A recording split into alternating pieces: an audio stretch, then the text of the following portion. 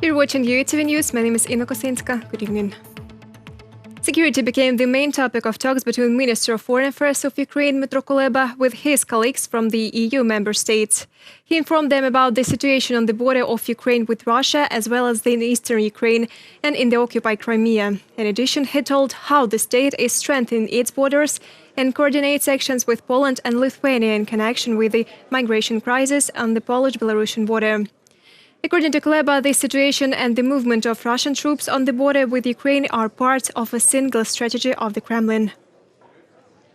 We should not see Russia's military buildup and aggressive intentions towards Ukraine in isolation from other elements of Russian strategy in Europe, which are artificial migrant crisis on the border with Poland and Lithuania, increased using gas as a weapon in the European Union, and large and very concentrated disinformation campaigns in EU countries to sow divisions inside of their societies and also between societies and governments. So these are all parts of one strategy, and we should address it and deter Russia in a complex, comprehensive way. NATO is monitoring the movements of Russian troops near the border with Ukraine. This was stated by Secretary General of the organization. According to Jens Stoltenberg, the alliance is ready for any development of the situation. As for Ukraine's membership in NATO, this requires the consent of all 30 member countries of the alliance.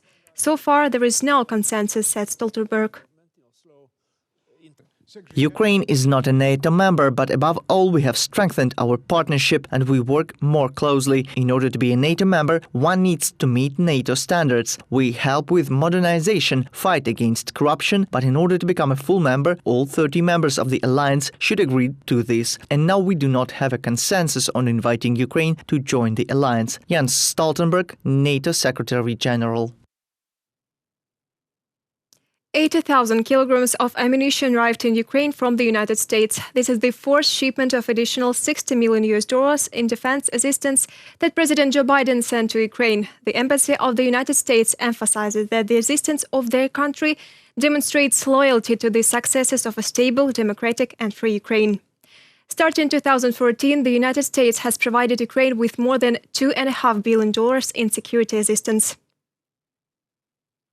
Pressure on Ukraine is the main goal for which the migration crisis was created. This was announced by the speaker of the Ukrainian delegation to the trilateral contact group on settling the conflict in eastern Ukraine, Arestovych.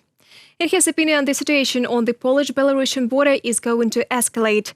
Thus, Russia, using Belarus, is trying to create a crisis within the European Union and divert the attention of the EU and NATO from Ukraine.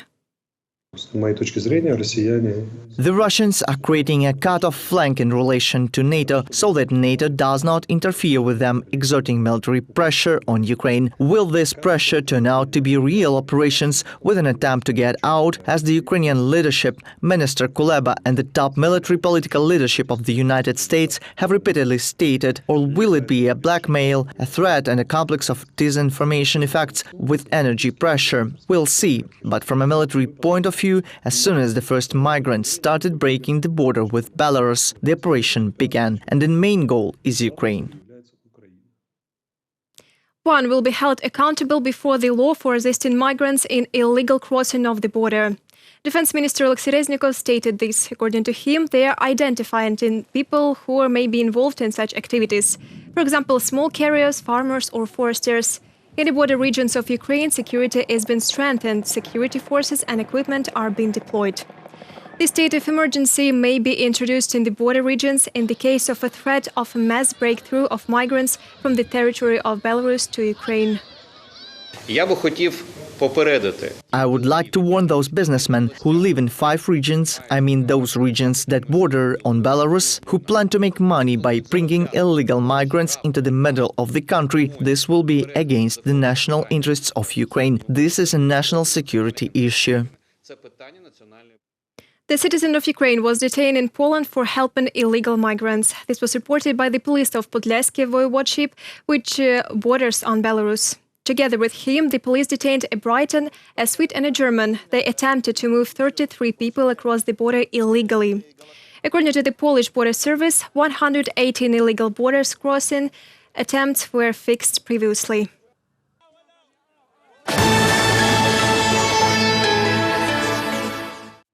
Pushing judicial reform out of the deadlock, the first composition of the Ethical Council is appointed. The body will be in charge of making sure that future Ukrainian judges are serving honestly. It includes 3 Ukrainian judges, 2 retired judges from the US and UK, and former Estonian Prosecutor General. Details next. 74% of Ukrainians don't trust the Ukrainian judicial system. That was the result of the opinion poll conducted in summer of 2021 by the Reznikov Center. Ukrainian courts hold 3rd place from the bottom in the rating of the institutions by the level of trust, among other anti-leaders are the Russian media and government officials. In the ordinary minds, courts are associated with corruption and lasting terms of the trial, while people often don't believe in the possibility of obtaining justice. Generally, if the rights of an ordinary Ukrainian are violated, they simply shrug off, saying the judicial system is a costly, time-consuming and a troublesome process, and it's easier to just get over it. Now we are witnessing some kind of paralysis. The interval between trial hearings frequently takes from 6 to 8 months or even a year. One of the most common reasons for delay in trying is the deficit in the number of judges. Renewing judges in Ukraine is quite impossible now, as the work of the High Qualification Commission that is in charge of candidates' selection has been blocked for 2 years. Due to the overload of cases, judges often resign. Even high salaries do not stop them. A judge of the Supreme Court, Oleg Tkachuk, says. Ukraine currently experiences lack of about 3,000 judges. For example, there are now 10 judges out of 115 in the Kharkiv Court of Appeal. It turns out that the chance to consider a case timely in a month or 2 is extremely limited. Each judge works for 11 absentees. Early in summer, the Verkhovna Rada of Ukraine passed a regulation that should help to unblock the work of the High Qualification Commission of Judges, which administers the competition of judges, and the High Council of Judges, which monitors that the appointed judges work justly. The bodies have not started working. They have yet to select their members on a competitive basis. Quite possibly by the end of this year, we will see the activity of both the Competition Committee and the Ethical Council. The judicial reform, although with unexpected delays, moves on the right track. And already next year, we can expect the first results of the functioning judicial bodies. The reform of the judicial system is not only a step towards democracy development and the rule of law. The trust of business and foreign investors to the judicial branch of the government will give an impetus to economic growth, experts say. According to polls, the most important obstacle for investors to bring more money here is corruption and lack of justice. Roughly speaking, they are afraid that their property here will not be protected, that contract commitments won't be secured with the rule of law. Therefore, successful judicial reform is, of course, one of the main things that can help economic growth. They plan to introduce a couple more changes to make the work of the judiciary transparent. In particular, the panel of jurors soon will become fully operational. The relevant draft regulation is already prepared for the parliament consideration. Reported by Nick Starkov and Yulia Krychkova, UATV News. Almost 11,000 new cases of coronavirus were detected in Ukraine over the past day. 442 people died. Most of all new cases of COVID-19 are in the Dnipropetrovsk, Odessa and Mykolaiv regions. Kyiv City and 17 regions of the country are in the red quarantine zone, 5 regions remain in the orange one and 2 in the yellow one. Meanwhile, the situation with COVID-19 in Ukraine is stabilizing, stated by Minister of Health. За останній тиждень кількість госпіталізацій. Over the past week, the number of hospitalizations has decreased by 13%. For the first time in the last 3 months, the average daily number of hospital discharges exceeds the number of those hospitalized. On average, 7% fewer patients are hospitalized than discharged. Stabilization of the level of hospitalizations is the first positive signal of leaving the peak of morbidity behind, and we gradually start unloading the medical system of Ukraine. 3 large networks of forgers were revealed by the Security Service of Ukraine. The perpetrators produced and sold fake COVID certificates and PCR tests.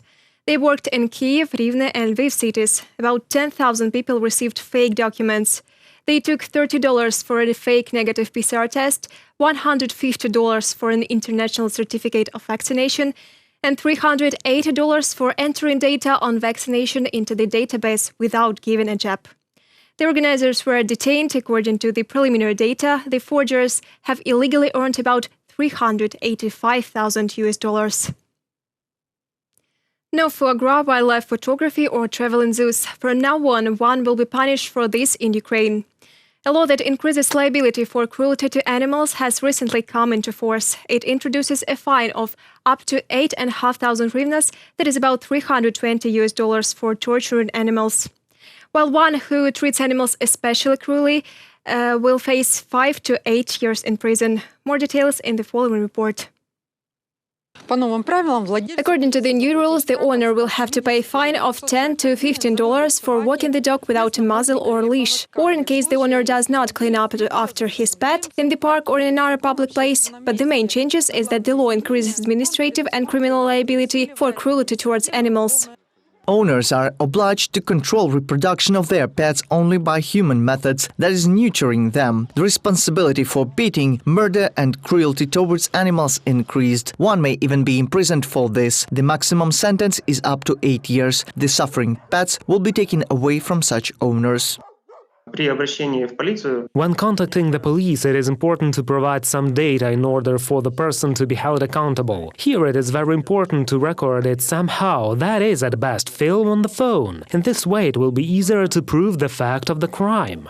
Injured and pregnant animals cannot be used for work. It is forbidden to breed geese for foie gras. Livestock in households and farms should be kept in human conditions, as well as watchdogs. It is forbidden to keep watchdogs on a leash that is less than 10 meters long. This does not mean that the chain itself has to be 10 meters long. It means that the animal must have a possibility to move. Calls to kill animals published in social media will be prosecuted. Previously, there was only an administrative penalty for this. Psychologists note that violence against animals can say a lot about cruelty towards people. More than half of murderers, especially the cruelest ones, had a tendency to carry out their experiments on animals and show cruelty. Often they try it on animals and then on some defenseless people. Local authorities will oversee the handling of the animals. In particular, they will prevent the activities of traveling animal exhibitions and zoos. Reported by Nick Starkov and Svetlana Sich, UATV News.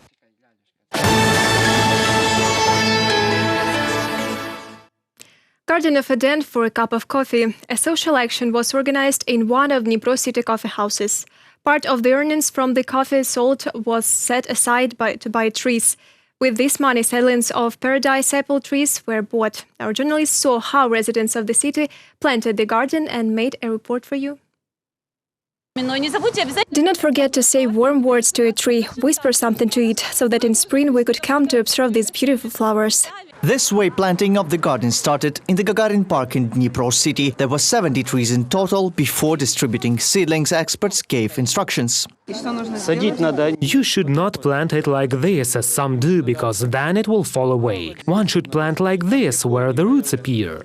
There should be a lot of space at the bottom. The young trees were purchased due to an action initiated by a local coffee shop. The organizers were setting aside a quarter of each coffee cup cost to buy trees. I want something admiring here, so that one can come and enjoy the beauty. Natalia was one of the first to support the initiative. She planted her own tree today. It's not about the apple tree itself here, not about the excitement itself, but just about the act of being involved in such a big action.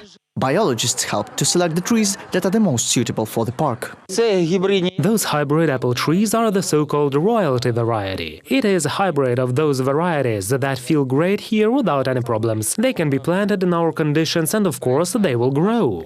Anna is happy with paradise apple trees. She walks to walk through the park every day. Woman says that there are a lot of deciduous trees here, but there were not enough decorative ones with beautiful flowers. There were very few flowers here, and I would like our city to become more colorful. More than 100 people planted the garden. The organizers say they didn't even hope for such a number of participants. The most active received name tags. Now everybody can see who's bought and planted a tree. It is very pleasant that people want to participate in this and improve their city. The trees planted in this park are set to start blooming in spring of 2023. Reported by Natalia Husak, Nick Starkov, UATV News. That's all for this hour. More updates on our official website, YouTube, Twitter, and Facebook pages. Thank you for staying with the UATV channel. See you tomorrow. Goodbye.